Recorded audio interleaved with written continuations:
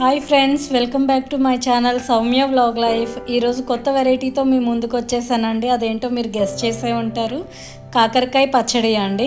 కాకరకాయ పచ్చడికి కావాల్సిన పదార్థాలు: కాకరకాయ ముక్కలు, బెల్లము, ఉల్లిపాయలు, పచ్చిమిర్చి, ఉప్పు, పసుపు.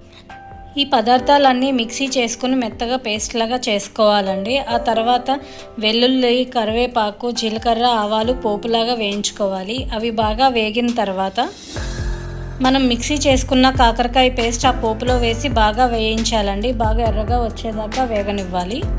కాకరకాయ అంటే ఇష్టం లేని వాళ్ళు చాలామంది ఉంటారు. ఈ రెసిపీ ట్రై చేసిన తర్వాత చాలా ఇష్టంగా తింటారు.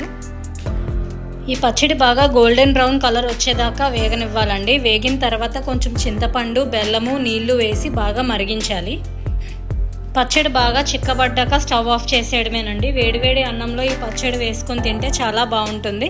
మీరు ట్రై చేసి మీకు ఎలా వచ్చిందో నాకు కామెంట్ చేయండి. Thanks for watching the video. Like, share and subscribe.